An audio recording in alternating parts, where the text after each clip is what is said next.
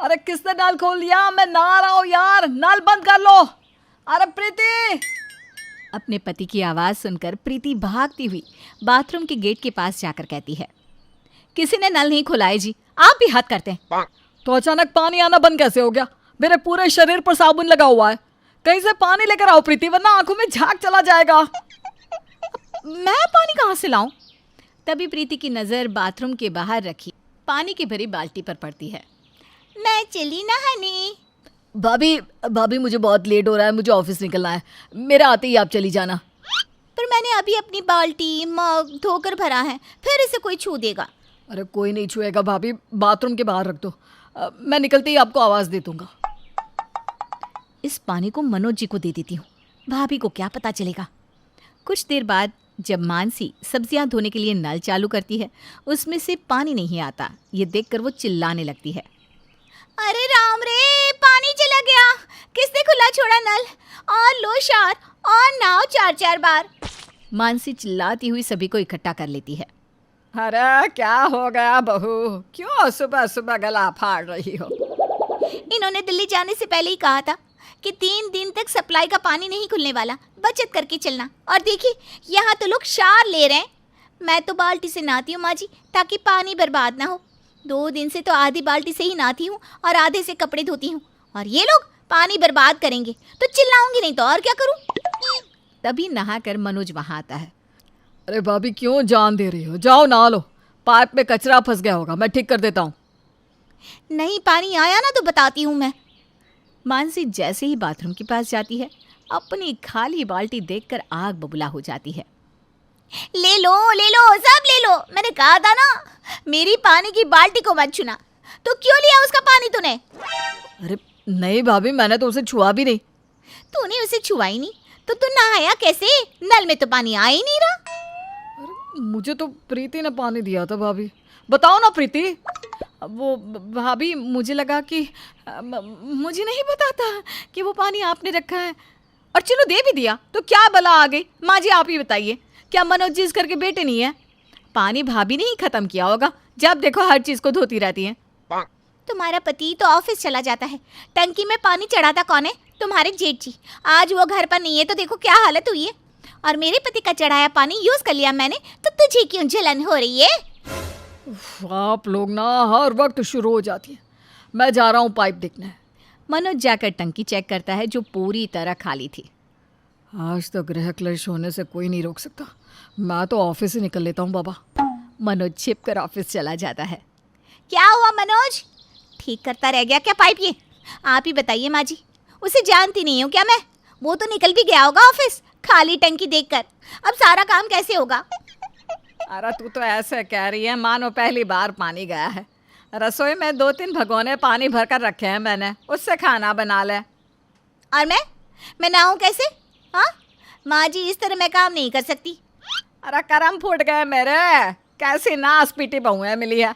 अरे प्रीति जा, सुषमा के घर से 1 बाल्टी पानी ला कर आ और इस मानसी के मुंह पर दे मार। नहाना है। बड़ी सफाई की मुहूर्त बनी है। सूरज तो 10-10 दिन तक नहीं नहाता, तब दिक्कत नहीं होती क्या तुझे? अपनी सास की बात मानकर प्रीति सुषमा के घर से 1 बाल्टी पानी लाती है और रसोई में सब्जी काटती अपनी जेठानी के मुंह पर मार देती है। माँ जी काम हो गया। ये क्या किया तूने बहू? अरे आप ही ने तो कहा था सुषमा के घर से 1 बाल्टी पानी लाकर मार इसके मुंह पर, तो मार दिया माँ जी। अरे कौन से जन्म के बुरे कर्मों का बदला ले रही है मुझसे तू बहू? एक तो घर पर पानी नहीं, ऊपर से तुम्हारी मंद बुद्धि। तू बाथरूम में जा मानसी, मैं ला कर देती हूँ तुझे पानी। विमला खुद सुषमा के घर जाकर उससे पानी मांगती है। अभी तो 1 बाल्टी पानी तेरी बहू लेकर गई है विमला। अरे वो ना गलती से रास्ते में गिर गया। सुषमा 1 बाल्टी पानी देना, तेरे घर पर तो कुआं है ना। अरे विमला, तो जानती है ना मेरे पति को, इनको ज़्यादा लेन देन पसंद नहीं।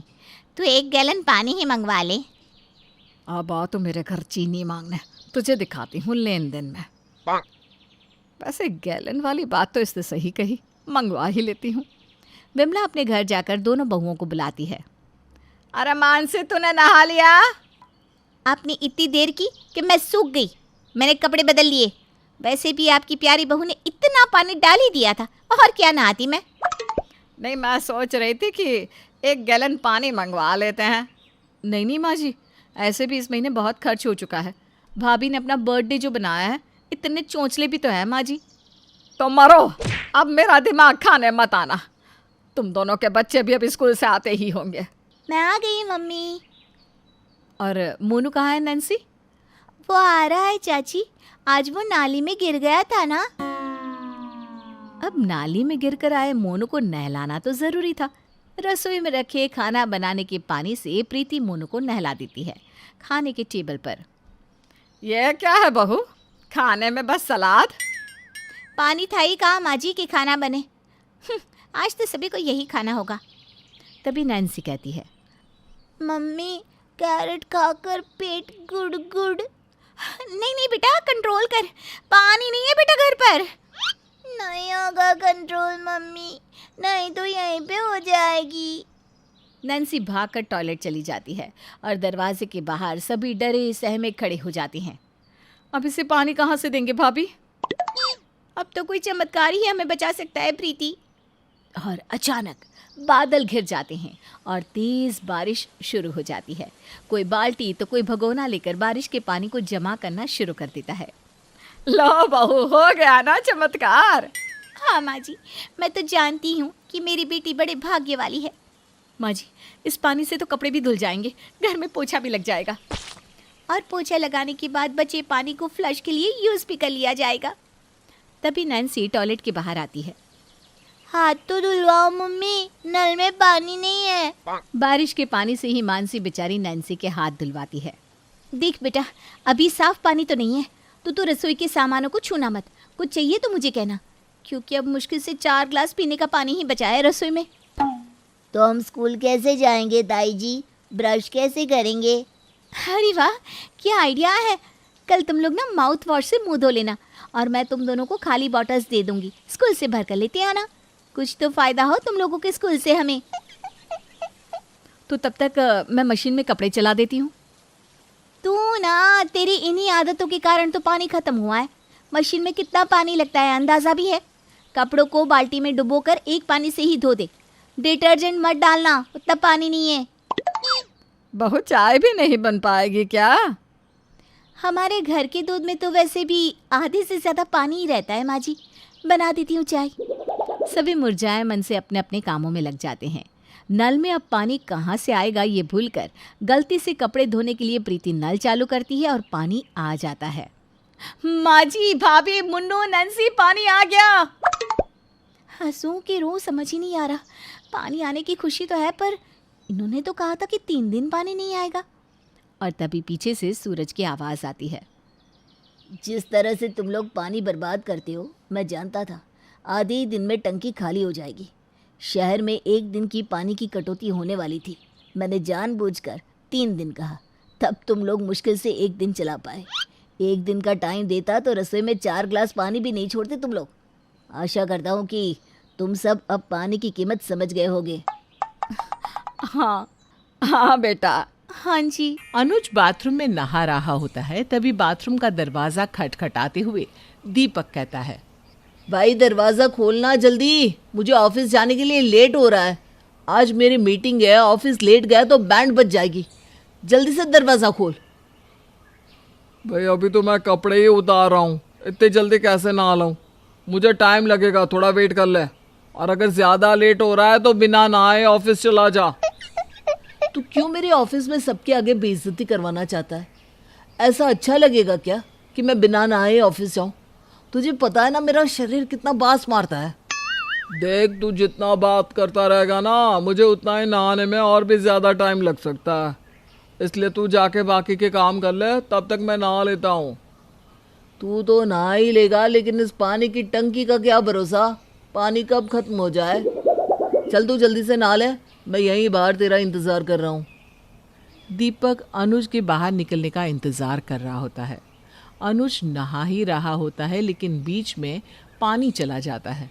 अनुज मुंह पर साबुन लगाए बाहर आता है और कहता है, भाई मुंह पे पानी डाल, आंखें बहुत जल रही है, जल्दी से पानी डालना। क्यों, अंदर पानी नहीं आ रहा है क्या? पानी आ रहा होता तो मैं बाहर आता। अरे मुझे क्या शौक है कि मैं साबुन मुंह पर लगाकर बाहर आऊं। जल्दी से पानी डाल, मेरी आंखें जल रही है। दीपक जल्दी से पीने का पानी लेकर आता है और अनुज का मुंह धुलवाता है। अब दोनों भाई बिना नहाए ही अपने अपने काम पर चले जाते हैं। शाम के समय दोनों घर वापस आते हैं तो हाथ मुंह धोने जाते हैं, लेकिन पानी की टंकी खाली थी।